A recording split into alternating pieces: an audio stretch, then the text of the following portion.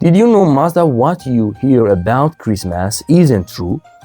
What's right here? We are about to blow up some of these big myths. Think the story of Jesus' birth is exactly what you see on greeting cards? Come with me as we go behind the scenes of a lot of familiar stories. Hello everyone, today I want to tear apart 5 of the most famous Christmas myths and tell you what really happened. Don't forget to stay until the end and write your thoughts about these myths. Number 1. Let's start with the biggest misunderstanding. Christmas on December 25 is Jesus' birthday. Actually, no, the Bible doesn't give a specific date for Jesus' birth. Historians and theologians think the choice of December 25 is more linked to Roman and winter festivals. Isn't that wild?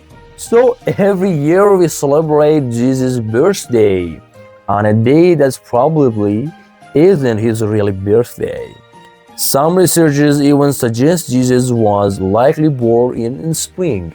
So next time someone asks why Christmas is in winter, you can say probably because of Roman sun, not Jesus. Okay, another common myth says Santa's red suit came from a Coca-Cola ad campaign.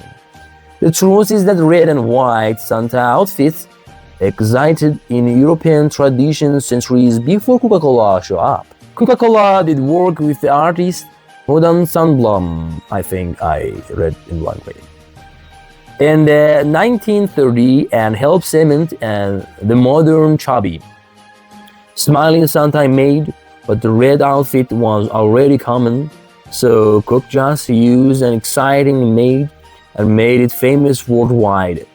So when someone says Santa is a soda advertisement, we can laugh and reply, "Yep, Santa wore red before Coca-Cola." One of the most familiar Christmas songs Jingle bell, jingle bell, jingle bell rock. wasn't actually written for Christmas. It was written in 1857 by James Pierpont as one-horse open sleigh for Thanksgiving Day. Back then, sleigh rides in the snow were a popular Thanksgiving pastime, and the song came from that sense. People sang it so much in the winter that it eventually stuck to Christmas. If you look at the original lyrics, the word Christmas never appears once. So when you hear this singing on the street, no, they are really singing a Thanksgiving tune. Another common Christmas image is 3 royal men in fancy clothes with camels bringing gifts to Bethlehem, but the real story is different. The Bible talks about magi, was men or magicians for the East who were star observers looking for the king of the Jews. The Bible doesn't call them kings, and it doesn't say how many they were. The idea of 3 probably comes from the 3 gifts, gold, frankincense, and myrrh.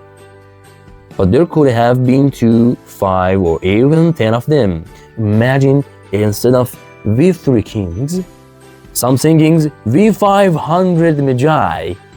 That would be a much more complicated song. So next time you see a nativity scene with 3 kings, no, it's a visual. You can joke, kings or scientists? I say it was a whole research team. Yeah, you're joking. You've probably heard Mary and Joseph couldn't find room at the inn and had to stay in a stable, and there's often a mean innkeeper in this story. I hate to break it to you, the Bible doesn't mention an inn or innkeeper. The Greek word kataluma used in this story more likely means a guest room in a relative's home. Back then, families kept an extra room for guests. When Mary and Joseph went to Bethlehem, that guest room was full, and they probably stayed in the lower part of the house where animals were kept. So Jesus was likely born in a family home, not a separated step. Imagine if the story were shown that way. Every year our nativity census would be a multi-story royal house with aunties and curious relatives everywhere instead of a stable with cows and sheep. The mean innkeeper is basically a theatrical addition, not a biblical character. It probably got added to make drama for plays. So friend, you see how much of what we thought about Christmas is myth or misunderstanding.